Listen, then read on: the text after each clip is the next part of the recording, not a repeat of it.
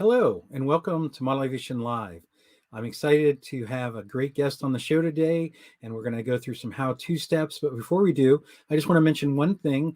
If you watch the show on a regular basis, you may recall that I had shared maybe at least a year ago, a year and a half ago, that there was going to be a new show that would follow up from Band of Brothers in the Pacific called Masters of the Air. And I showed the book. It was based off a book. And that show has been picked up by Apple TV, and it will air starting on the 26th next week and air through March. It looks like there's 9 episodes, and it follows the 8th Air Force in Europe. And I just found out last week that the current Doctor from Doctor Who is in it. He actually appears to play a fighter pilot. And that was just announced last week. And if you watch the show too, you know I'm a fan of Doctor Who. So that was an unexpected surprise. But I just wanted to let everyone know that's interested, if you've seen Band of Brothers or the Pacific or both, that that's actually starting next week. If you go online, you can see a 2-minute trailer of what some of the filming. So I'm really excited to see that and wanted to remind everyone. But I'm also really excited to share today. We have Derek Micko on the show again, and today he's going to focus on some how-tos and show his current project. So we won't be sharing photos or PDFs of the magazine. We're going to show everything live right from his workshop. So let me welcome Derek to the show. Hey, Derek. Hey, how you doing? Good, good. Welcome back. Thank you. Thanks for having me. And we were talking just before the show that you are a fan of Band of Brothers and the Pacific. Yeah, really enjoyed the authenticity of them and how much time they spent to try and make it as accurate as possible. Obviously, they have to do a little bit of liberty for Hollywood and for storytelling, but so much of the details are really impressive. So I'm very much looking forward to the Masters of the Sky series. Yes, absolutely. Myself as well. And that's why I've been kind of following it. Did you watch the trailer? I've watched it a couple of times and watched quite a few other YouTube videos around, where there was historians dissecting the short clips they showed to see how accurate it was. But, both my grandparents fought during World War II. My mom's side, he was in the Navy and as an aircraft gunner. And my dad's side, he was a B-24 bomber pilot. And he flew many missions over Germany. So as part of the 1/8, there's a little bit of a personal connection with that one. Well, I'm sure that it's going to be great because, Spielberg's involved and Tom Hanks is involved. And so, yes, definitely very exciting.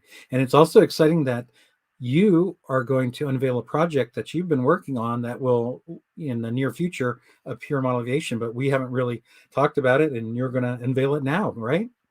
Absolutely. So this is a continuation in the Park Flyer series that I've been doing, where the models are anywhere between 30 inches and 40 inches in wingspan. And this one is actually a Dornier 335. So the full-size aircraft was a kind of a late German World War II fighter aircraft, a heavy fighter, if you will. And for those who are unfamiliar with the 335, what was unique about that aircraft, amongst other things, was that there was a propeller in the front and a propeller in the rear. So it was a push-pull aircraft. And it made it exceptionally fast because it didn't have the drag of the additional engine nacelles out on the wings or other areas. So it's a really neat airplane, the full-size one. I've seen it. I was fortunate enough to go to the Smithsonian, both their Air and Space museums, and the only existing 335 is shown there. So it's really an interesting airplane. Another unique thing about it, because of the fact that I had that motor in the rear, and one of the concerns was for pilots getting out of the airplane should there be an emergency. And so first aircraft to actually have an ejection seat fitted to it. And supposedly there was at least one somewhat successful firing of an ejector seat due to a 335 having some sort of mechanical issues, and the pilot got out. But there's not a lot of definitive details to it. But so something unique also about that one. Awesome. So let's take a look at it. Yeah, so I can kind of move out of the way. I've done one prototype already, and that's it up on the wall right there. So it's 34 inches in wingspan, weighs approximately 16 ounces, flies on the same motor setup as all the other park flyers, which is a 24-gram motor. I've flown that one on a 2S setup, and it flies fine. It doesn't have a whole lot of performance, but it certainly flies very smoothly, and very responsibly. It's actually a really nice flying model. Um, there is no second motor on it though, so to keep it simple and similar to the one that I did in larger scale, it just has the motor up front, and that helps reduce a lot of the weight and a lot of the complexity of the model, without really detracting from the performance or the overall scale authenticity. So you can see on the screen here, this was, I think, flight number 3 or number 4. I flew the model for the first time in St. George, Utah last year, at the John Morgan fly-in, and was really happy with its performance. So this is it, again, flying on a 2S setup.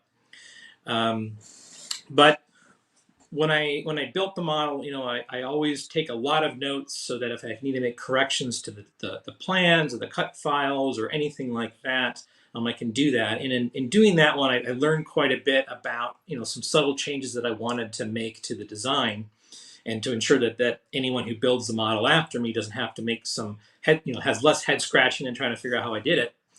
So I decided I wanted to do a second prototype. So I made the updates to the prototype here, and have been working on the beta model ever since. So that's what we're going to look at a little bit more in greater detail today, is the second one. So like the P38 over my shoulder here, this one features retracts, but they're not retracts in sort of the traditional sense, whether they be a mechanical servo run retract, or now everybody's using those servoless retracts. They're electronic, and there's a motor actually in the retract unit itself.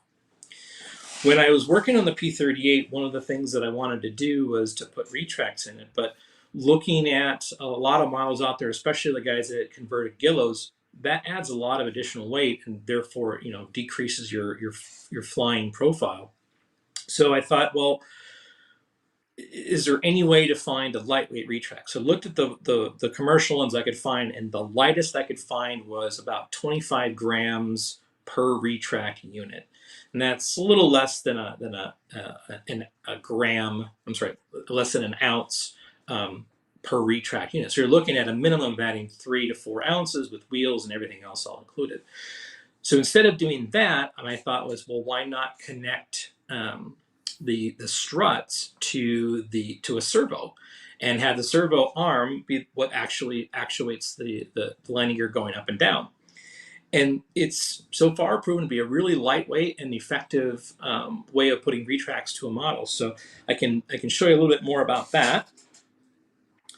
So on the P38, oops, I guess this shoulder, all the retract units, as I'm calling them, are 9-gram servos. So I can kind of hold it up to the camera here. Here is just a clone 9-gram servo.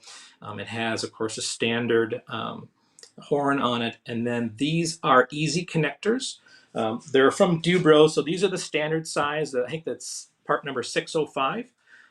And so what happens is the strut actually slides through those two, and you use these set screws. These are 440 by 1/8 set screws, to lock the strut in place so that it doesn't rotate this way and doesn't slide out. And just again, using your endpoint adjustments, you can set every angle of the retraction range. So for airplanes that, like most World War II that have dihedral, if you have it just 90 degrees to the wing, the landing gear kind of splay out like this. But if you use your endpoint adjustments, you can have them so that they're perfectly vertical when looking at the airplane from the front. The other thing that makes it really easy with the endpoint adjustment is for the retraction point too. So with the old mechanicals, you had to do a lot of adjusting and maybe put a little bit of a kink in the wire so that you can expand or stretch the wire this way. If you just use the endpoint adjustment, you can get them nice and snug up in the wheel wells as well. So far, it's proven to be a really, really cool way of putting lightweight retraction systems into a model. Easy connectors like you just showed from Dubro are brilliant. Makes it so much easier than trying to, if you had to do a Z bend and get it perfect, it would be just so much easier to use those. Yeah, and it allows so much more flexibility.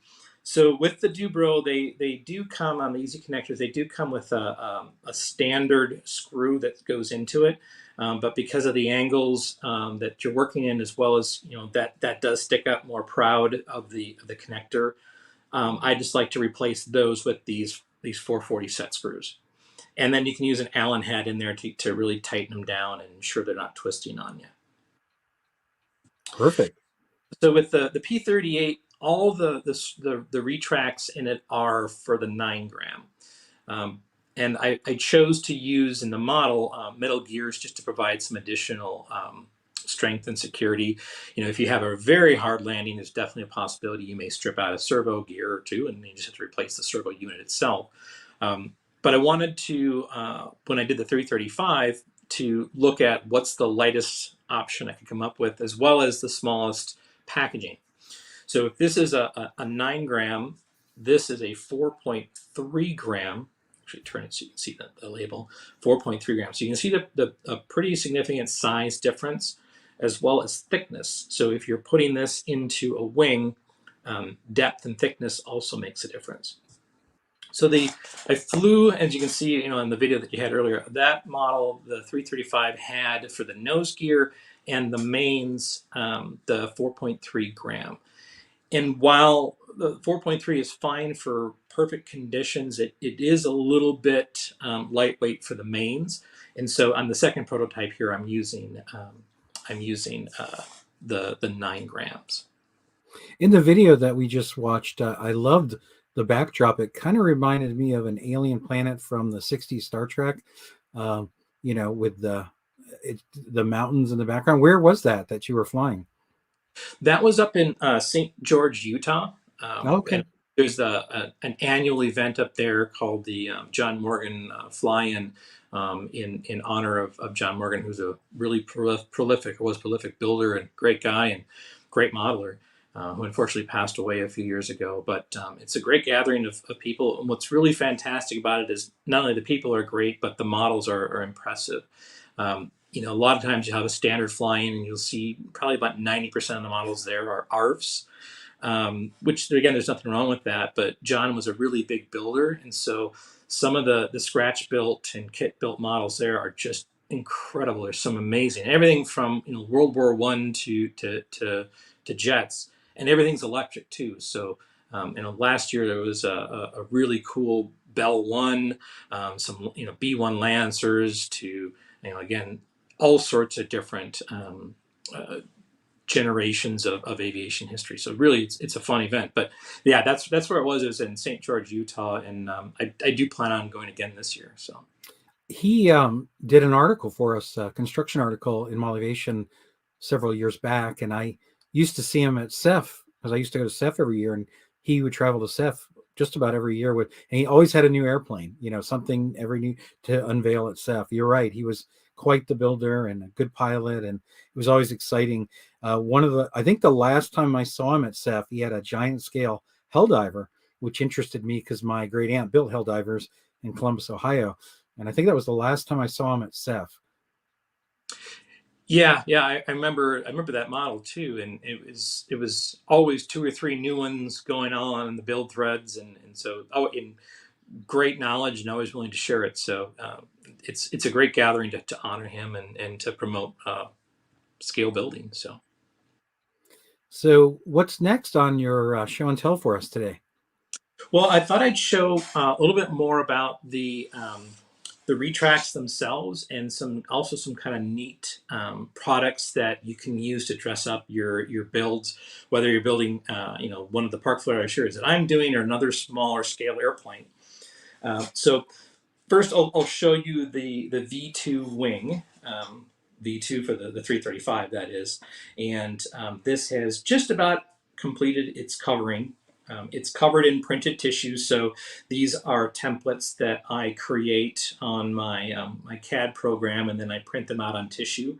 And a little bit here, I'll show you how I'm attaching those tissue panels. But something also unique that I do is I actually cover the airplane with the aileron in place, and then later I cut it out. But before I had covered the top and the bottoms, there's leading edge tissue templates that go on the trailing edge bay of the aileron and the leading edge of the wing. So when you actually trim the tissue, you just have to lay it down slightly, and it's already set to go for you. And what's nice about that is on all my models, even though it's got a flat bottom wing, I build in washout, and that allows you to cover and set the airplane up with the washout built into it and cover it with it into it. So it doesn't, maybe as the temperature changes and the tissue might sag a little bit, it doesn't lose that washout. But what I wanted to show uh, also is this is what the retract unit looks like. So you can see in here, this is a 9-gram servo. You can see the control horns, and then these are the landing gear and the struts. And I can go ahead and show you real quick here what it looks like to actually actuate it. So let me go ahead and get that set up here.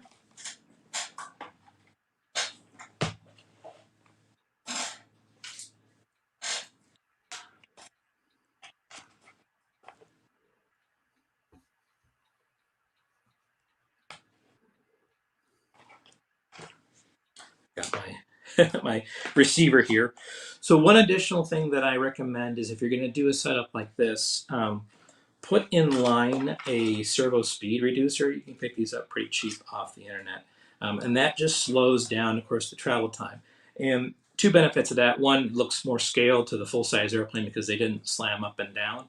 And the other thing is if you don't have a speed reducer or slower on it, you can potentially overstress the gear, the mounts, that sort of thing, because it does move as fast as it possibly can, given the servo's standard speed if you don't have that reducer on there.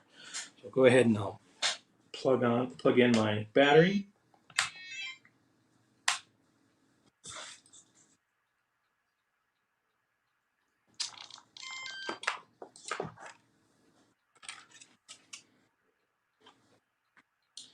All right, so you can go ahead and I'll extend it out like that.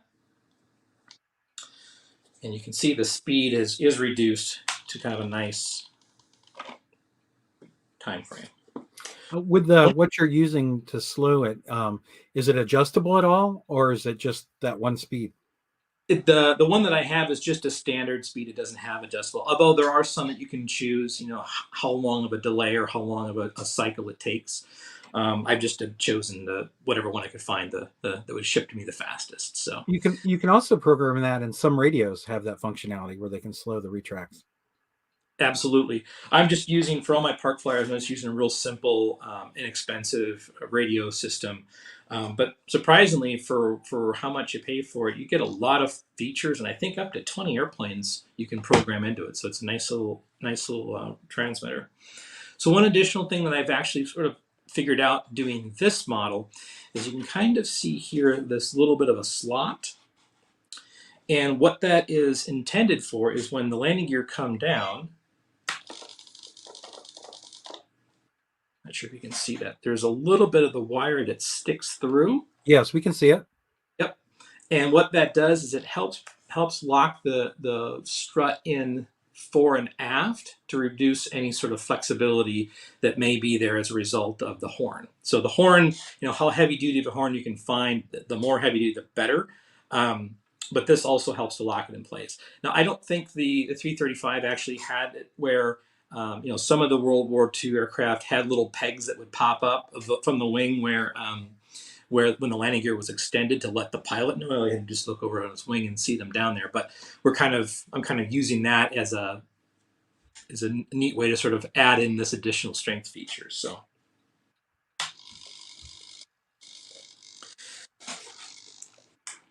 one of the things that you probably saw on this, though, are the actual strut and the wheel itself. So I want to show a little bit something more about that. If I can go ahead and get this disconnected. No, I'll leave it on for now. So you can see in here, this model also features a strut and strut covers and 3D printed wheels and rims. And so those are actually from Rabbit models. Rabbit does all the spinners and the power units for my Park Flyer airplanes. But he sells them as a set. So I'm not familiar, or if you're probably familiar with the old Robart strut covers, where instead of having your just your bare wire there was two pieces they got glued with plastic over the wire and dressed it up a little bit. Same concept. So you can see here. I'll open them up. These are 3D printed, and they're in different shapes and different sizes, and they're for different types of airplanes. So for this one here, this is, I think, for the P-63, which is the one over the shoulder. Everything's backwards on the camera, and you glue them in halves over the 1/16th wire. So it really dresses it up quite a bit. And then to go with that are 3D printed tires and rims. So the tires are made of a softer material, so it actually has some give to it. And then the rims are in two halves, and then you can paint them and attach them to your model. And they really dress up a model. I've done it on, of course, the Dornier 335 here. I've done it on the P38 and on the Mach-E and the P40 as well. And I think it really just adds a nice touch to the model. It just helps dress it up versus having just a standard, 1/16th piano wire hanging down there with kind of the chicken legs, as I like to call them. So adds a little bit of a scale depth to it. Actually, I was impressed by the demonstration you just gave on the tread of the tires. When you said they were 3D printed, I didn't know that if they would have any give. Which, if they don't have any give, obviously, then the airplane may bounce on landing. But it looks like those will work great. Yeah, I've flown with the P38, and I've flown with the Dornier, the original prototype, with those 3D printed wheels, and they work really well. And what's nice is you can actually add different threads or treads to them. So this has the kind of the cross hatch. There's some for the P40 that are they're slick, so there's no tread on whatsoever. They've got vertical hatch or vertical stripes and tread on it. So really, there's a lot of different options that you can do with them, and they really do. They're not difficult to put together, and I've actually put together a little bit of a video. I think we're going to add to the links around how do you finish them and how do you mount them on your airplane and all those sorts of things. Perfect. Very nice. But I'd like to show, so this is, for the Dornier, this is the nose gear strut. So you can see, the wheel, again, has that soft rubber, the hubs, and then you can see here, this is just the actual wire from the actual wire that the tire is mounted to, or the strut's attached to. So it's all just dressing. It doesn't doesn't provide any structural strength, but it really does add something more to it. But what I wanted to show was, and talk a little bit more about as well, is with 3D printing, there's different types of ways of printing, but quite often you'll find that there are print layers. So if you're doing a wheel or a spinner or anything for that matter, there'll be small ridges on it as a result of the printing process, even if you use a very, very fine tip to print with. So there's a lot of different things. You can just leave it as is if you don't care. You can sand it off and primer it and all stuff like that. And I've done all of those different scenarios, but looking at something that a lot of guys that do figurines and a lot of other different types of modeling, they use something called UV resin. And it's literally, it's a resin that you would paint on the product, whatever it happened to be that you 3D printed, and then you use a UV light to cure it. So you're putting really a thin coat of resin, if you will, and that does smooth out and fill in a lot of those ridges and gaps. So kind of to show you guys what I use. So this is the resin that I picked up, and this is nothing specific. It's not even a name brand. It's just something I got off of Amazon, and it's got the viscosity or the kind of the feeling of almost like finishing resin. So really thin syrup, if you will. And then I've got a couple of different lights. I'll go ahead and I'll kind of lightly shine that so you can see that you would hold on. You'd shine it on whatever you've painted with the resin. And it does cure in about 30 seconds to a minute, a little bit longer if it's a thicker coat. So usually, like for these that I've done here, if you put 2 or 3 coats on, and it just takes a few minutes to do it. It really does smooth it up and look more of an injected part versus a printed part.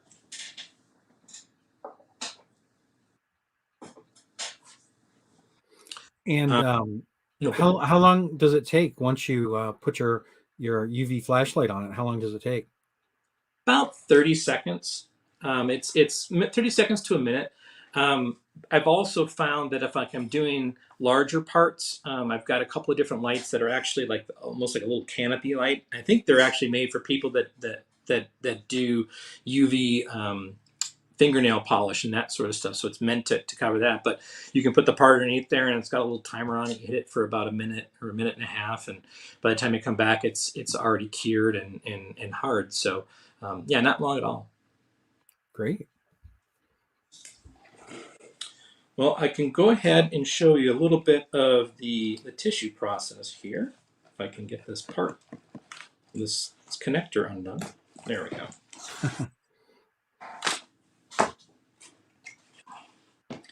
So as I mentioned, this airplane and a lot of my park flyers have printed tissue on them. And I've talked a little bit about it before on this channel here, but this is the type of tissue that I'm using right now. And this is what's called exam table paper.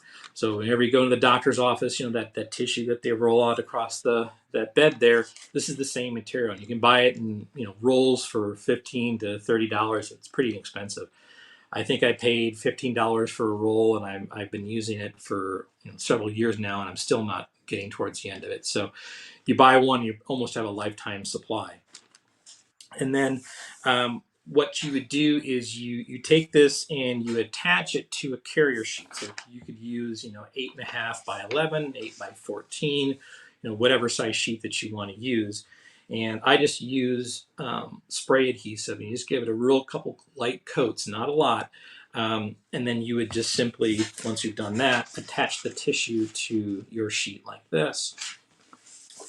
And then once you send it through, you're going to come out with something like this here. So this is a couple of the panels for the 335. These are the center section panels, the top and the bottom.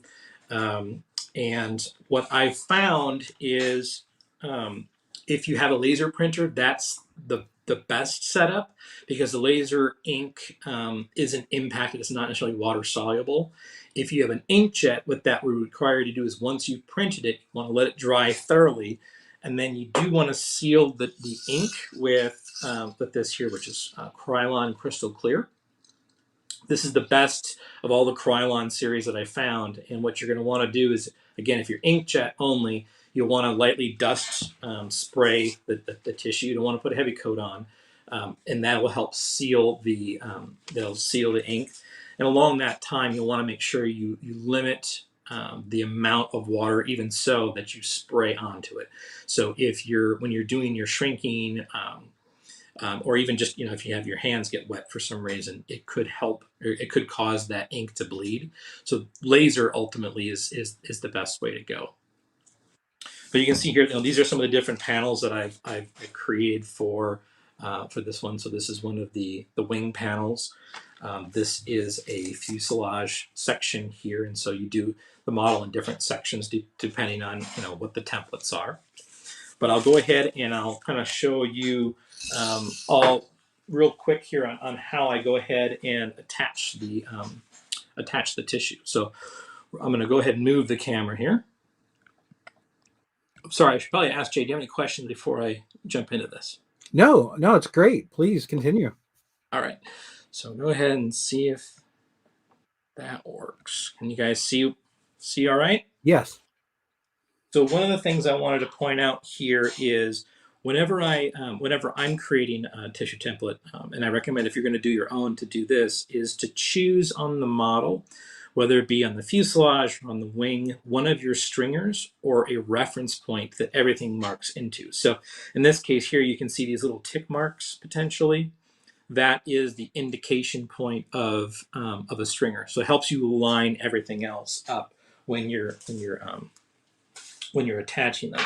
So I'm going to go ahead and I'm going to look to add this bottom section here. So use a fresh X-Acto blade or a fresh scalpel whenever cutting tissue, just to ensure that that it doesn't snag or anything like that. I'll put my glasses on so I can see a little bit better. And these are just cut to the specifics of the actual template themselves. One thing I also recommend doing is, especially for lighter colors, I like to leave the carrier sheet on it when I'm cutting it. It just helps me find where the cut points are much easier.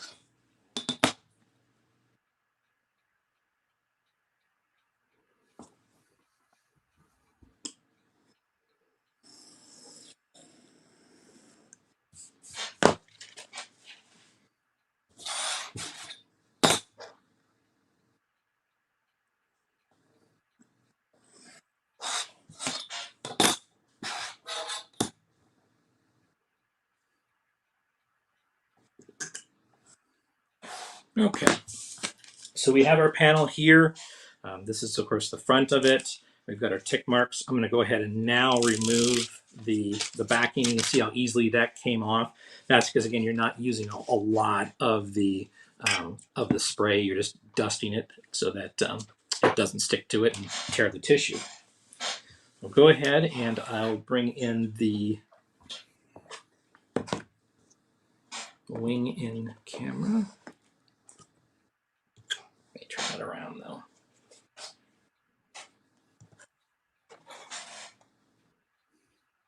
Okay. So again, using our notches that are on the tissue here, I'm going to line that up.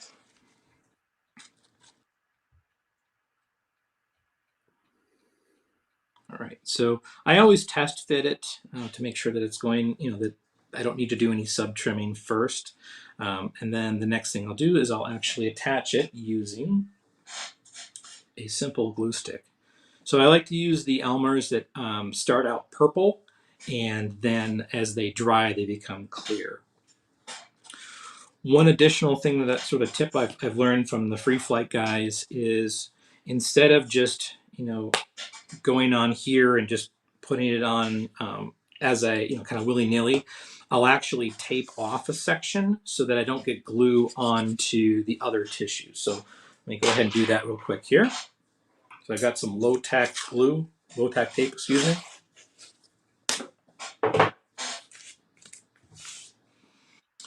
And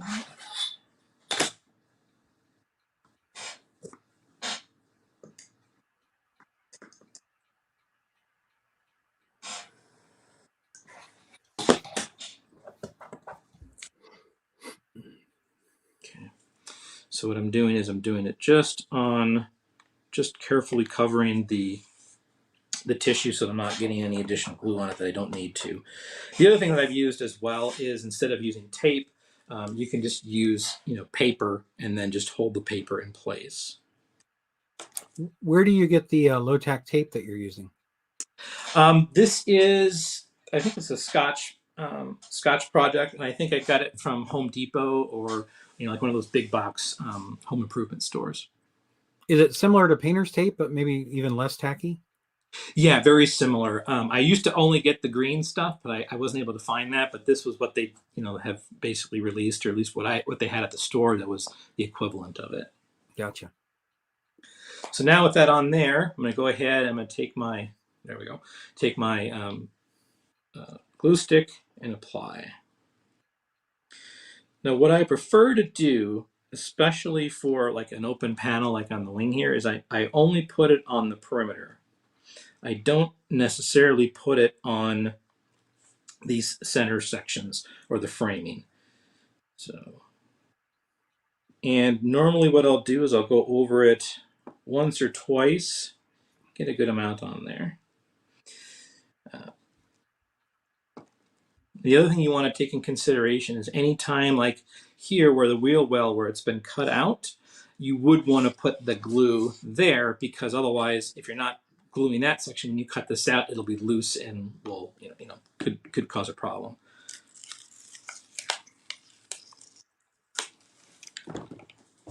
So Carefully peeling those off.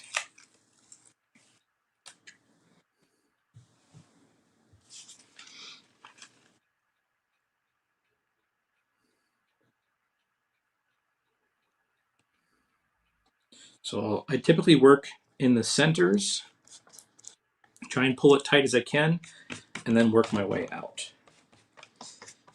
This is a slightly undersized template, so that'll be one of the things that I update on the final version. Just sort of work it. The tissue does give you, the glue does give you some time to, to pre-position if you need to. I've also been told that if you use rubbing alcohol, it'll help re-loosen up the glue. So if you've got a spot that you really had a miss on and you need to sort of reposition it, if you put a little bit of rubbing alcohol, it should loosen it back up. All right. So I am going to, that's basically done. I've got the bottom section here. You can see that. This is a little bit extra. I'm going to go ahead and put a little on the leading edge there, on the bottom, and then curl it underneath.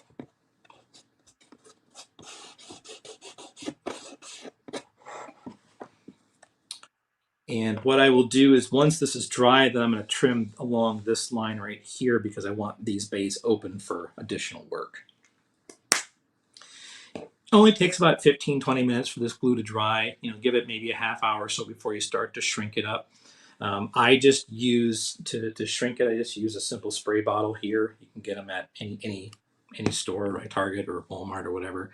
I've also used an airbrush. So just put water in the airbrush glass and just spray it that way if you want real precise spray. But Is it just water? yep, just water. Okay. Yep. What about like on the wingtips or somewhere that there's curves? Is there a technique that you use to work around curves? Yep, absolutely. So when I let's say I'm covering the top side here, I'll try and work my way around it just like you would with a heat gun with monocoat, but it doesn't have that same elasticity as an iron-on film. So you do have to cut little slits into it or little sections so you can sort of overlap it, and then of course starting at the rear and moving your way forward so that the airflow would be the overlappings going this direction, and it's not going to snag in the airflow. But yeah, that's one thing that takes a little bit of practice, but it's not difficult. It just takes time, and it's not difficult at all. Actually, the overall process seems fairly straightforward, and you've like you said, you've got time with the glue to work with it, and I would assume that it's actually cheaper than probably covering these days. I mean, because the paper that you're using and everything that you're using is it cheaper than covering? I would say by quite a bit. I haven't bought an iron-on film roll for a while, but I'm thinking they've got to be in the $15 to $20 range. That's what I paid for that huge roll of tissue. So it can be very inexpensive. Now, again, depending on what your printer is and the ink cost. But when I had an inkjet printer, I would get 3-4 models out of standard size ink refills. So it is pretty economical, and it's once you kind of get over the nervousness of like, oh, I got to get it perfect. It doesn't have to be perfect, right? And if you make a mistake, print another panel and try it again. But once you get over that, then it is sort of a almost a very zen like thing to do because it's just you're focused on it and yeah. So if you were to make a mistake, like say you're, on the wingtip we talked about, that takes a little bit of work. So if you wanted to remove the panel or part that you put on and start over, from what you said, would it be just a little bit of alcohol to loosen it and then just peel it off?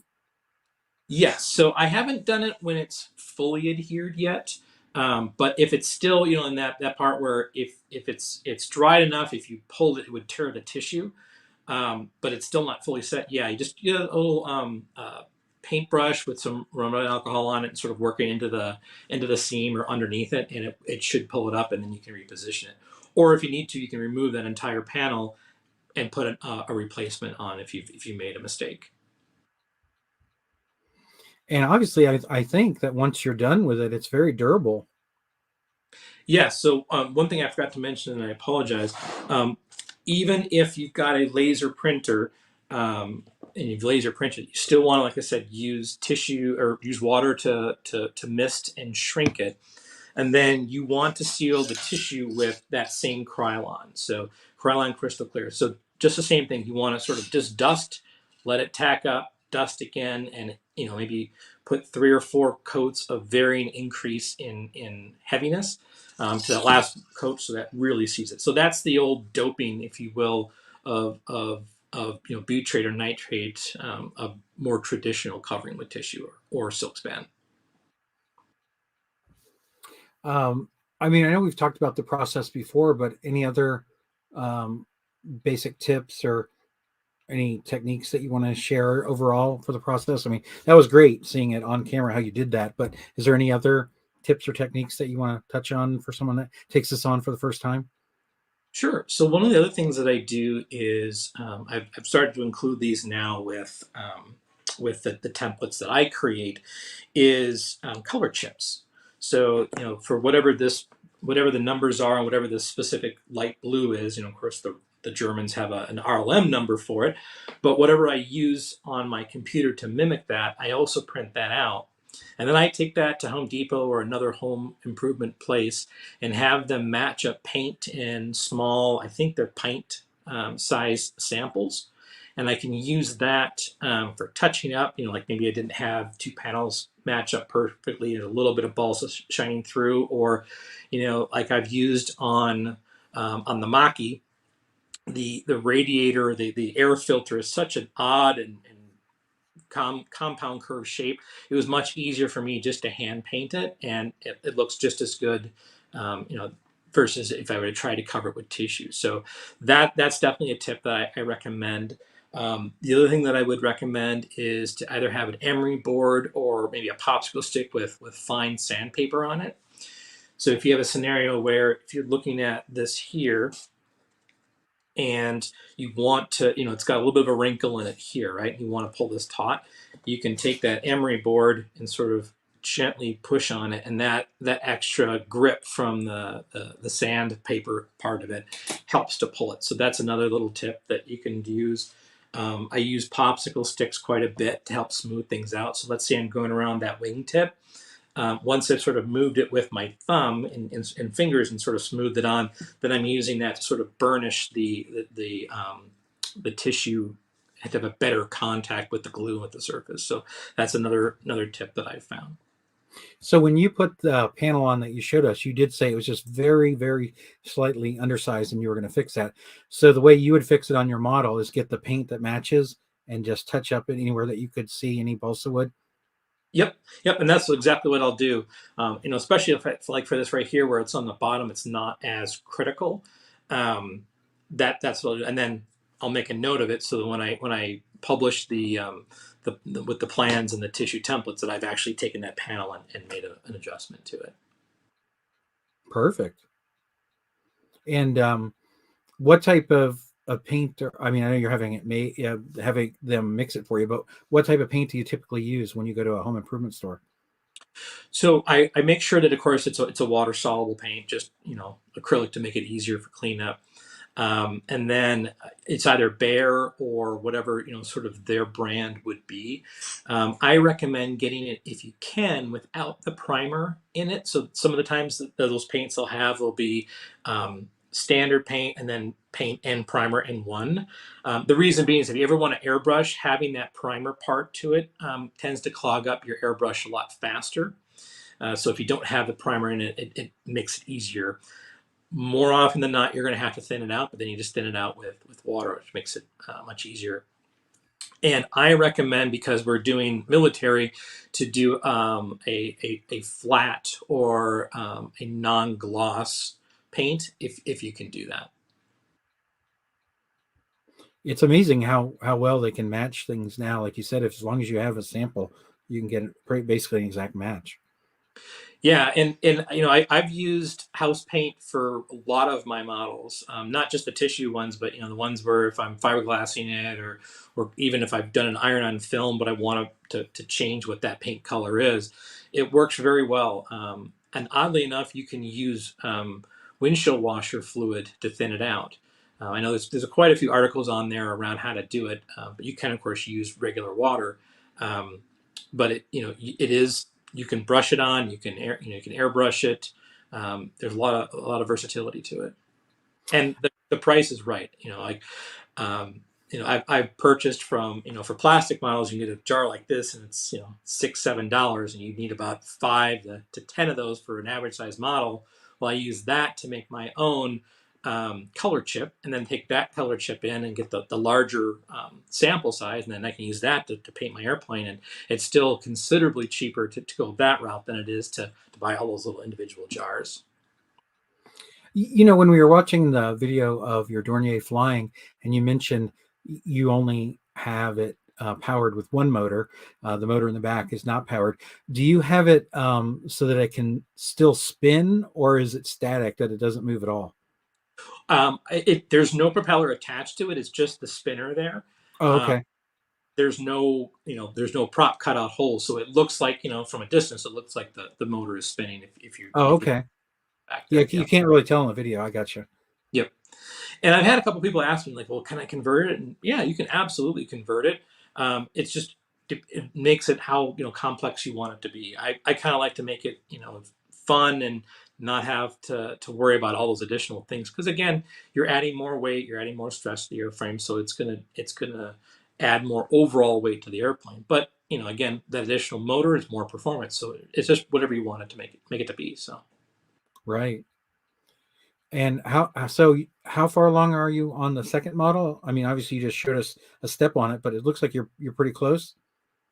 Yeah, I'm at the point now where I'm starting to install the electronics. So I was working on soldering up the motor, and the other thing I'm going to try in the second prototype is a slightly different power setup. So the prototype that you saw in the video was a 2400 or 24 gram 1700 kV motor, spinning a 973 blade propeller on 2S. And while it gives it decent performance, it's not a skyrocket by any means. Not that I initially want that, but it's always good to have a little bit of reserve power should you get yourself in a bad situation. So with this one, I'm doing a less kV, so I'm doing a 1300 kV motor, but I'm bumping up to a 3S setup. It's still going to be, you can't go full throttle for too long because I think you'd be over amping the motor. But I think it'll give me more reserve power should I need it. Yeah, absolutely. No problem. We all need that once in a while. Yep. But when you were flying it, obviously the video we saw was the first one, but it looked very scale like in the way that you were flying it. Yeah, and it's a very comfortable airplane. What I was surprised with, and actually the P-38 was this way too, is just how smooth. Even with when you first fly a model and you're first testing it out, especially if it's one that you designed, you don't really know 100% of how much throw should I have. Is that going to be enough, too much, that sort of thing. So even with that, getting it dialed in, it didn't take very long, and by the second flight, the few small changes that I made, I was getting very comfortable with the airplane, and it just is. It's very steady. It's got a Clark Y airfoil to it, so it's probably not going to want to fly inverted for very long. But you could force it to. But standard maneuvers like loops and rolls and chandelles and those sorts of things, especially with the additional power of the potential 3S setup, it's a nice flying model. And it's interesting because it's 34 inches, which is only 4 inches difference than the Stuka or the P-39, but it does because the airplane is more square. Like the length of the fuselage and the wing are about the same. It just seems almost like that next size or next class up in model size, but it just looks that way. It's still small enough to fly in a good sized park. And the other thing that I've done too is you don't have to design or don't have to build the airplane with the retracts. If you want to do plug-in gear like I've done with the other ones, you can do that, or you can just make it a belly flopper. And those that are familiar with the 335 know that it has a vertical on the bottom side of the fuselage. So there's, the one conventional on the top, you got your horizontal in the bottom. And my concern was that might make it a bit challenging to belly land without breaking it. So what I've actually done is the rudder is only on the top vertical, and the bottom vertical is just a fin, and it slides into a slot into the fuselage. So the intention is if it does hit on a belly landing, it should pop the actual that bottom vertical out and hopefully not damage the model or damage the vertical. I think I know the answer to this, but have you used any kind of stabilization on any of your models that you've designed? I haven't. I haven't used A3X or anything like that. I haven't used a gyro. I don't even actually use Expo or dual rates. I probably could and probably should in some scenarios get a faster roll rate or something like that. But I just have kind of gotten used to that. So I kind of tend to design my models. They're not going to be 3D. They're not going to be high performance or pattern or anything like that. But that can you take an airplane that looks like a warbird and take it out to your field and not be knocking your knees while you're flying it because it's meant to be a fun experience and just cruise around either your club or the park. Well, it's great to see all the models behind you that you've done, and I know you've got some that you can't quite see on camera, and it, it's hard to pick, and maybe it's always your newest one, that's your favorite. But I always ask people, what's your favorite model that you've designed? So would you say you have one, or is it the newest one that you're building is always your favorite? It's tough.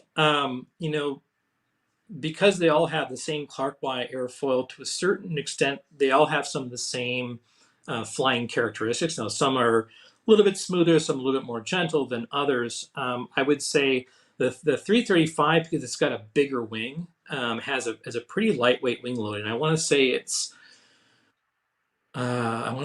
like 10 ounces per square foot. I'd have to look at my notes, but it's pretty lightweight because it's a nice sized wing on it. So that's a nice steady flyer. I think the Stuka, that was the one that we did for the Dave Platt um, articles and series. That's a really another smooth flyer. And even the P-38, I've had a couple people say, just random guys that walk up to me and say, what, that has a really smooth flying quality for a twin. So that's always nice when you get that unsolicited compliments on a model. And it's kind of one of those where they make you look good. So. Awesome. Well, we've actually have a Pat Trital. He builds really light as well, and we have B-17 that's going to be in the March issue. So this is the first time I've said anything about it, but we're working on the March issue right now. We're almost done with it, and we have his B-17 that Pat designed, and he did it as the Memphis Belle. So while we're waiting, Derek, for your next project finish and get it in the magazine. In the meantime, people can look forward to building a B-17 if that interests them, by Pat Trital. Yeah, that's going to be an exciting one. It's such a neat airplane, and his aircraft fly phenomenal, and he does a nice job on them. So looking forward to seeing that article for sure. Yeah, absolutely. It always amazes me when you see the power system he uses or the batteries he uses, because you think he's got to be using at least one more cell, if not two more cells than he is. He really does a great job at keeping things very light. Absolutely. So, well, before we wrap up, we're almost to the end of our hour, but is there anything else that you wanted to add or talk about while we have a few minutes?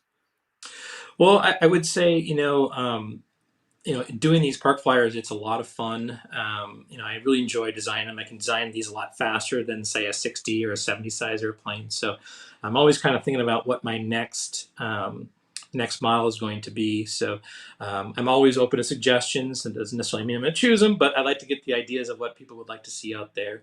I'm hoping to have the second prototype of the 335 here wrapped up in the next couple weeks, and so I can start working on finalizing the design files. This will be like the other models that I have, that you can get the plans through the AMA plan service, so they've got really nice quality and printing. You can get the shortcut laser kits from Manzano Laser Works. Tom over there does fantastic work, really nice cutting, great wood quality.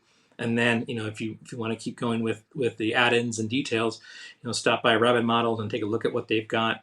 Even if you're not doing something like I said, Foot of My Designs, they've got a lot of different spinner options, power units, power sets. So like there's a power set for the B-38 and the Mach-E and all these other airplanes, and he's always adding new stuff on there. So go ahead and check him out. But yeah, that's kind of what I'm at. Is I'm trying to think about what I want to do next. I've got 2 or 3 different designs. I've already started to do 3-view drawings of in CAD, but it's just whether or not I want to pull the trigger and go fully and start finishing the design work on those. Well, and I also want to remind everyone that every construction article that we have in the magazine comes with free downloadable plans. I mean, obviously, if you want printed plans, there's a cost to us printing them and mailing them, but every plan in the magazine is free. That's something I changed. I made them free when I took over as the editor because I definitely wanted to promote building. So on any construction article, you can go on modelaviation.com and you can download either the full-size plan or you can download the tiled plan. So we're more than happy for you to do that. Or if you want us to provide you the plans, we're more than happy to do that. And as you said, it's great because you can also get a short kit and really get a lot further ahead. If you want to do that, but if you want to cut your own ribs and do it all yourself, that option is available to you. The last thing I'll ask you out of curiosity is, you've done a lot of them now for us, Derek. You've designed and we've had a lot of construction articles. Do you have any sense, has anything that we've featured and done a story on, has any of them maybe gotten more emails to you or more questions or more attention, or do you think they all are somewhat equal? I would say probably the more recent ones have seemed to have gotten more feedback to me. So I've talked to a couple of fellows that have done the P63. One guy out in I think it's in Italy.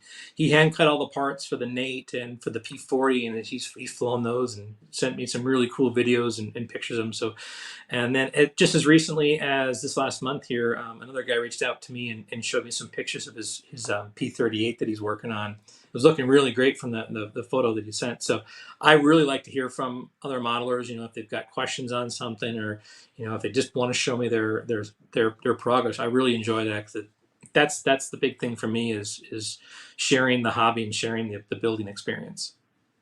Well, I really appreciate you coming on today and actually showing some techniques. Obviously, having that on camera is hugely helpful. We've got some thumbs up in the comments. So, appreciate you doing that, and look forward to your Dornier when it's done so we can share that. And in the meantime, look forward in the March issue to the B-17. And that'll be out on February 15th for digital and the end of February for print. Also want to remind everyone, the next show will be on the 16th of February. So tune in then, and obviously we'll have another guest and share some exciting information. So Derek, thank you so much for joining us today, and look forward to seeing your finished product soon. Yes, thanks so much for having me. I appreciate it. All right. See everyone on February 16th.